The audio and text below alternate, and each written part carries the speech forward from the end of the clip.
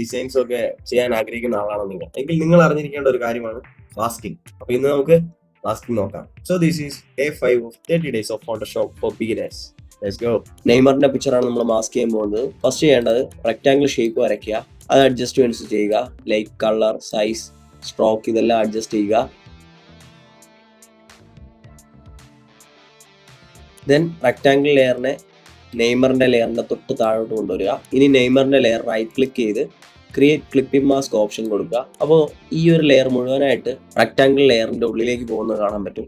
പക്ഷെ നമുക്ക് ആവശ്യം ഹെഡ് പുറത്തോട്ട് വരുന്ന രീതിയിൽ ചെയ്യാനാണ്. സോ നെയ്മറിന്റെ ലെയറിന്റെ ഒരു ഡ്യൂപ്ലിക്കേറ്റ് ലെയർ എടുക്കുക, Ctrl+J പ്രസ് ചെയ്യുക. ഇനി കോമൺ ആയിട്ട് എല്ലാവരും ചെയ്യുന്ന ഒരു കാര്യം എന്ന് പറയുന്നത് എറേസർ ടൂൾ യൂസ് ചെയ്ത് ഇതിങ്ങനെ മായ്ച്ചു വിടുക എന്നുള്ളതാണ്. പക്ഷെ ഒരിക്കലും അങ്ങനെ ചെയ്യരുത്. കാരണം എറേസർ യൂസ് ചെയ്ത് കഴിഞ്ഞാൽ പിന്നീട് നമുക്ക് റീസ്റ്റോർ ചെയ്യണം എന്ന് വിചാരിച്ചു കഴിഞ്ഞാൽ നടക്കത്തില്ല. സോ ഞാനിവിടെ ചെയ്യാൻ പോകുന്നത് ലെയർ മാസ്ക് ആണ്. മാസ്ക് അപ്ലൈ ചെയ്തു ആൻഡ് ബ്രഷ് ടൂൾ എടുക്കുക, ബ്രഷിന്റെ സ്റ്റൈൽ എടുക്കുക, ഹാർഡ് റൗണ്ട് ആണ് യൂസ് ചെയ്യുന്നത്. ആൻഡ് കളർ ബ്ലാക്ക് കളർ ആണോ നോക്കണം. ബ്രഷിന്റെ സൈസ് ഒന്ന് അഡ്ജസ്റ്റ് ചെയ്യുക. ദെൻ ബ്ലാക്ക് കളർ ആണെങ്കിൽ ഇത് എറൈസ് ആയി പോകുന്നത് കാണാൻ പറ്റും. ആൻഡ് അതുപോലെ വൈറ്റ് കളർ ആക്കി കഴിഞ്ഞാൽ ഈ എറൈസ് ആയി പോയത് റീസ്റ്റോർ ചെയ്യാനും പറ്റും. ബ്ലാക്ക് കളർ ആണെങ്കിൽ എറൈസ് ചെയ്യാം, വൈറ്റ് കളർ ആണെങ്കിൽ റീസ്റ്റോർ ചെയ്യാം. ഈസി ആയിട്ട് നമുക്കിങ്ങനെ മാസ്കിങ് ചെയ്യാൻ സാധിക്കും. സോ ഇതും ഒരു സിമ്പിൾ ട്രിക്കാണ്, പക്ഷേ യൂസ്ഫുൾ ആയിരിക്കും. ഡിസൈൻസ് ഒക്കെ വരുമ്പോൾ അടിപൊളിയായിട്ട് നമുക്ക് ക്രിയേറ്റ് ചെയ്യാൻ പറ്റും.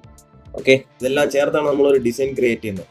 ആൻഡ് ഇതുപോലുള്ള ഡിസൈനിങ് റിലേറ്റഡ് വീഡിയോസിനായി പേജ് ഫോളോ ചെയ്തോ. ഈ വീഡിയോ ഇപ്പോൾ തന്നെ സേവ് ചെയ്തു. ബൈ.